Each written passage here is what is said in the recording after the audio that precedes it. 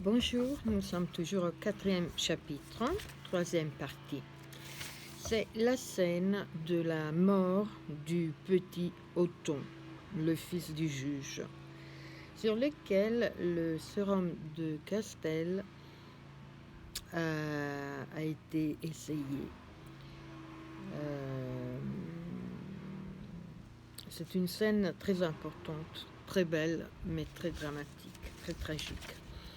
Et vous allez remarquer la bande de fond de cette scène, du cœur de tous les autres malades, qui souligne l'impuissance des spectateurs. Ils sont tous là, pour une raison ou pour l'autre.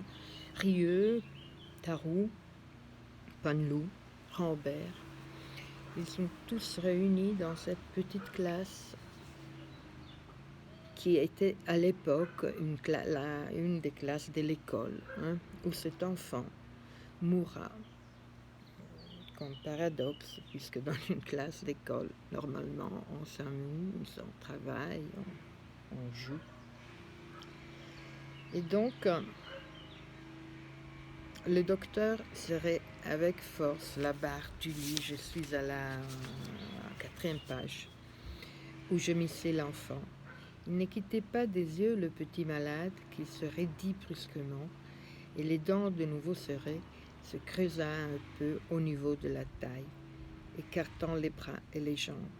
Du petit corps, nu sous la couverture militaire, montait une odeur de laine et d'aigre sueur. L'enfant se détendit peu à peu, ramena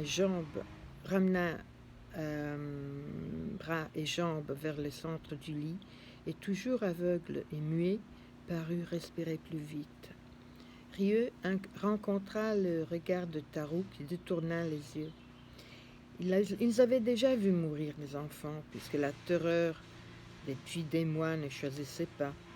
Mais ils n'avaient jamais encore suivi leur souffrance minute après minute, comme ils le faisaient depuis le matin.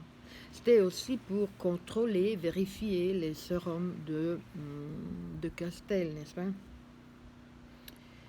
Et bien entendu, la douleur infligée à ces innocents n'avait jamais cessé de leur paraître ce qu'elle était en vérité, c'est-à-dire un scandale.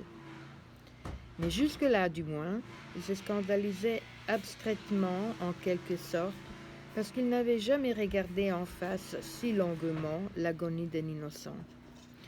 Justement, l'enfant, comme mordu à l'estomac, se pliait de nouveau avec un gémissement grêle.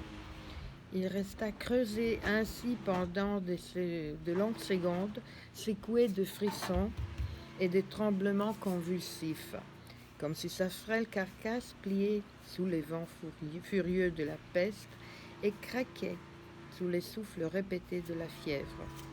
La bourrasque passée, il se détendit un peu, la fièvre sembla se retirer et l'abandonner haletant, sur une grève humide et empoisonnée, où le repos ressemblait déjà à la mort. Quand le flot brûlant l'atteignit à nouveau pour la 3e fois et le souleva un peu, l'enfant se recroquevilla, recula au fond du lit dans l'épouvante de la flamme qui le brûlait et agita follement la tête en rejetant sa couverture. De grosses larmes, jaillissant sous les paupières enflammées, se mirent à couler sur son visage plombé, et au bout de la crise, épuisé, crispant les jambes osseuses et ses bras dont la chair avait fondu en 48 heures, l'enfant prit dans le lit dévasté une pose de crucifié grotesque. Tarou se pencha et de sa lourde main essuya le petit visage trempé de larmes et de sueur. Depuis un moment, Castel avait fermé son livre et regardé le malade. Il commença une phrase, mais il fut obligé de tousser pour pouvoir la terminer. Évidemment, il était ému, parce que sa voix détonnait brusquement. Il n'y a pas eu de rémission matinale, n'est-ce pas, Rieux? Rieux dit que non, mais que l'enfant résistait depuis plus longtemps qu'il était normal. Paneloup, qui semblait un peu affaissé contre le mur, dit alors sourdement : « S'il doit mourir, il aura souffert plus longtemps. »